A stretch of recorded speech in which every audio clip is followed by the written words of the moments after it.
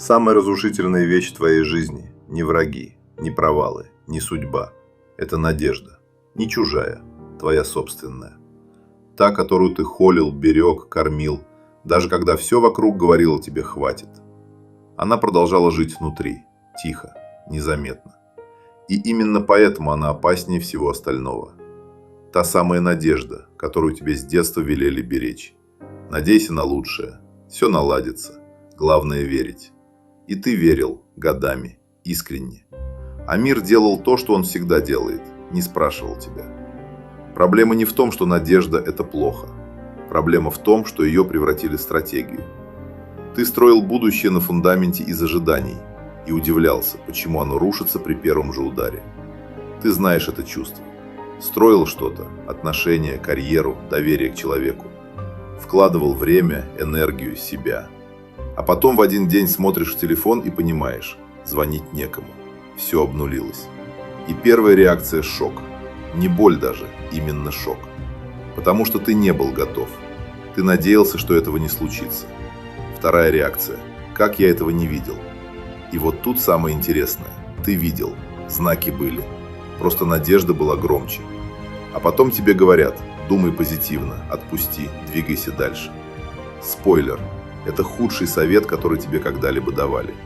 Не потому, что прощение – это плохо, а потому, что тебя учат реагировать на рану, вместо того, чтобы научить ее не получать.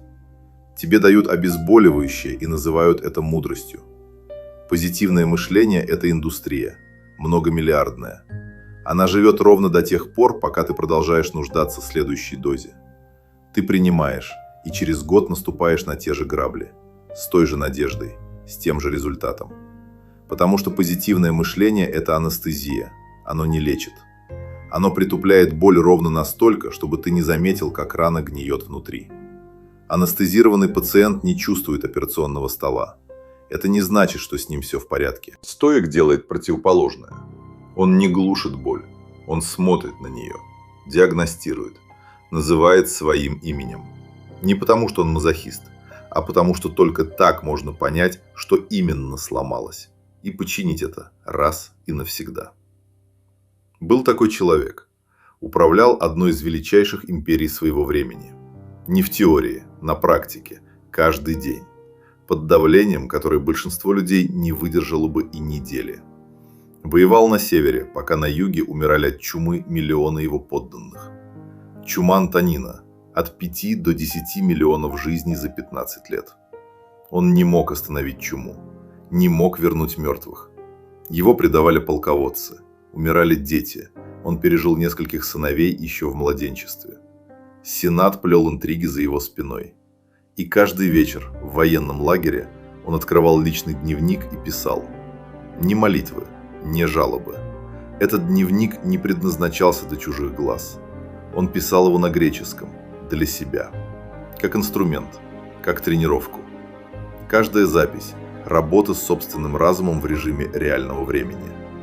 Каждый вечер Марк Аврелий делал одно и то же. Мысленно проживал все, чего боялся. До конца. Не отворачиваясь.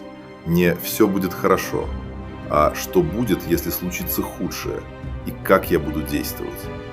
Смерть близкого, поражение, предательство. Он не прятался от этих мыслей. Он шел в них намеренно, снова и снова, пока они не переставали его парализовать. Потому что не сама катастрофа ломает людей. Их ломает то, что они к ней не были готовы. В этой практике есть название «Premeditatio malorum» – «Предвосхищение худшего». Ты проживаешь катастрофу заранее, внутри себя, в безопасных условиях. Не чтобы сдаться, а чтобы убрать из нее яд неожиданности. Сенека писал об этом прямо. Пусть нас не настигнет ничего неожиданного. Не потому, что он был пессимистом, а потому, что знал, удар которого ждешь, наносит вдвое меньше урона. Это не страх перед будущим, это власть над ним. Надежда держит тебя в ожидании. Она говорит: подожди, может обойдется, может не уволят, может не уйдет, может само наладится. И ты ждешь. Месяц, год, несколько лет. А потом оглядываешься и видишь, ты потратил это время на ожидание того, что так и не пришло. Готовность к худшему дает свободу действовать сейчас, не завтра, не когда станет понятнее. Сейчас, потому что худший сценарий ты уже прожил внутри, и он тебя больше не держит. Разница тотальная. Темный стоицизм не убивает надежду, он убивает зависимость от нее. Это тонкое, но принципиальное различие. Ты можешь хотеть лучшего и одновременно быть готовым к худшему. Эти две вещи не противоречат друг другу. Эпиктет был рабом, буквально, в цепях, без права голоса, без имущества, без свободы передвижения. Однажды хозяин начал выкручивать ему ногу. Эпиктет спокойно сказал: «Ты ее сломаешь». Хозяин сломал. Эпиктет произнес: «Я же говорил».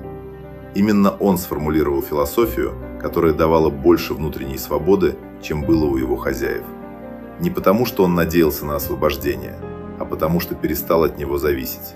Это и есть темный стоицизм. Не терпение, не смирение. Абсолютная власть над единственным, что у тебя никто не отнимет. Над тем, как ты интерпретируешь происходящее. Следующий разговор про гнев. Почему его не нужно гасить? Почему все, кто советует тебе успокоиться, на самом деле советуют тебе стать слабее? И как превратить этот огонь в точный управляемый инструмент? Так, как это делали люди, менявшие ход истории. Подпишись, чтобы не пропустить.